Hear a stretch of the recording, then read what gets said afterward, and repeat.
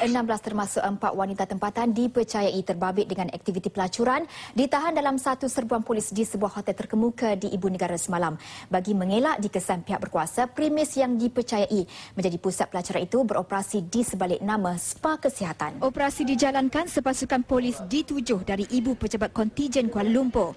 Ketika serbuan di spa yang terletak di tingkat 3 hotel terbabit, operasi berjalan seperti biasa. Bagaimanapun pemeriksaan lanjut dijalankan di tingkat 2 premis, menemui beberapa bilik dipercayai dijadikan tempat untuk kegiatan pelacuran. Premis terbabit turut dipercayai menawarkan khidmat seks kepada pelanggan hotel dengan penghantaran terus ke pintu bilik. Turut ditemui beberapa kondom yang telah digunakan di dalam bilik berkenaan. Selain warga tempatan, turut ditahan warga Cina dan Mongolia. Warga Cina dan Mongolia.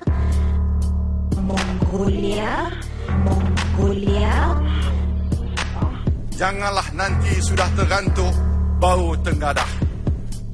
Mongolia berusia sekitar 20 hingga 30-an. Di sebuah lagi pusat hiburan di Jalan Pudu, beberapa pengunjung bertindak nekat melarikan diri kerana enggan menjalani ujian air kencing dalam serbuan yang dibuat polis. Kita sudah tiada masa. Krisis ekonomi yang melanda adalah di luar dugaan, malah ia merupakan krisis yang terburuk semenjak kemelut The Great Depression.